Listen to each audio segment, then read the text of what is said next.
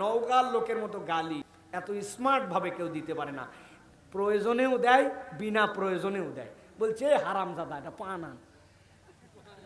এটা আদর করে এমনিও বলতে পারতো। একজন বললো এই বাচ্চাটার যে বাপের ঠিক নাই, আপনি বুঝলেন কেমনে? বলছে দেখ এটা আমার নাতি হয়। তো বলে হারামজাদা বললেন যে আদর করে বলছে। আদর করে হারামজাদা বলে, আছে না ভাই? একজন ডাক দিচ্ছে, ওই যে ওখান থেকে আসার সময় বলছে শুয়োরের বাচ্চা, হুজুরে এসে গেল এখনো প্যান্ডেলেতে আসলু না। মাথাই খারাপ। চিন্তা করছেন আপনি? এইরকম আমরা গালিবাজ, কথায় কথায় আমরা গালি দেই, ঠিক কিনা ভাই? আজকে শপথ নেন, গালি থাকবে না বাদ। শুধু মিথ্যাটা একটু থাকতে পারে, একবারে ছাড়ার উচিত হবে না, তাই না? খবরদার প্রিয় ভাইরা, তাহলে আমরা শুনবো আর মানবো। শপথ করতেছি কিন্তু এইগুলা।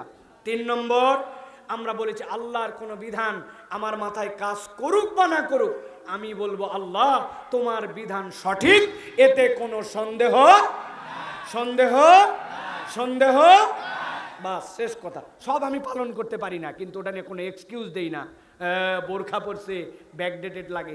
3 নম্বর যেটা বলেছি, আল্লাহ রাব্বুল আলামিন দয়া করে আমরা একজনও যেন ফেল না করি, ওই জন্য আমাদেরকে আল্লাহ সতর্ক করে দিয়েছেন দুনিয়াতে যেন এই 4 দোষে দুষ্ট না হই, কখনো আল্লাহ যে পরীক্ষা দেন না ওই পরীক্ষায় নিজেকে যেন নিমজ্জিত না করি। 2 নম্বরে, আল্লাহর দিকে আসবো, অপেক্ষার প্রহর যেন না গুনাই। সামিআনা ওয়া আতাআনা, শুনবো আর মানবো। আজকের থেকে তাহলে শপথ নিতে হবে যে আমরা নামাজ পড়বো না ছাড়বো। অনেকগুলো এশা পড়ে আসে নাই, নিয়ত করছে ফজরও পড়বে না, এরকম লোক আছে না ভাই? এই পার্টিতে আর থাকা যাবে? লোকজন বলে তুই মাহফিল করিস, হ্যাঁ কমিটির মেম্বার, ব্যাককল তুই নামাজ পড়িস না, তুই আবার কিসের মাহফিল করিস? এর থেকে লজ্জা আর কিচ্ছু হতে পারে না একজন স্বেচ্ছাসেবকের জন্য, ঠিক কিনা? অতএব প্রিয় ভাইয়েরা, আমরা আজকের থেকে শুনবো আর মানবো। এটা কি দাড়ি কাটে না রাখে? প্যান্ট টাকনুর নিচে রাখে না উঠায়? মহিলারাকে পর্দা করে না পর্দা বাদ দিয়া? গিবত গিল্লা করে না ছাইরে? মুখের গালি দিয়ে না বাদ দিয়া? দাড়ি রাখছে, বলছে ছাগল ছাগল লাগে। এটার উত্তর অবশ্য ঢাকা বিশ্ববিদ্যালয়ের এক ছেলে ওর সারেক দিছে। উনি বলছে এই তোর মুখে তো ছাগল ছাগল দাড়ি লাগে। বলছে একদম ঠিক বলছেন স্যার, আপনার মতো ব্রিলিয়ান্ট মানুষ দেখি নাই, সত্যকে আপনি সত্য বলেন। তবে একটা কথা আপনাকে বলতে চাই। বলছি বল বল, কি বলবি? বলছে আপনাকে দেখতে কুত্তার মতো লাগে।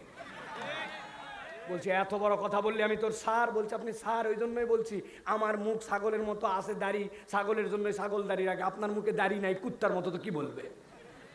তখন আপনার স্যার আপনি কি বানাবেন আপনি সিদ্ধান্ত নেন। বা সোজা সাফ সাফ কথা।